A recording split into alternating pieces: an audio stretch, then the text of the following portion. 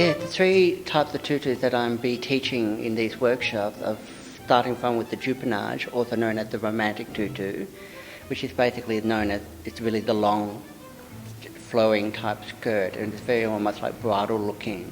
Most people recognise this from the ballets such as Giselle, Les Sylphides and La Sylphide, so the more that ethereal quality. The other one will be the English style, which is more the traditional, almost considered today as the standard tutus. Most ballet companies throughout the world generally do the English style sometime one time or another, as it becomes pretty much established in many of the great classic repertoire, such as Sleeping Beauty, with the very nifty shaped bodice with the basque coming into the tutu.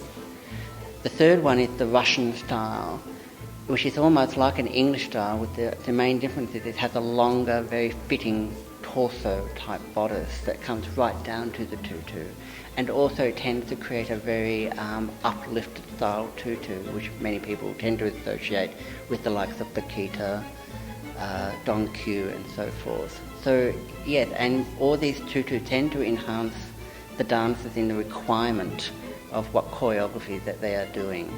So for example, the jupenage tend to evoke a very soft, ethereal, floating-like quality.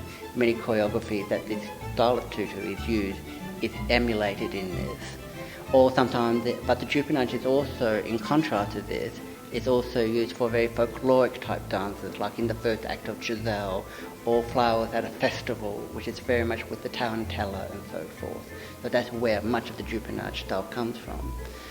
Where the English tend to come from was very much stately, very grand type sweeping motions with the choreography, where the Russians tend to be very compacted, so it tends to hold very sharp movements.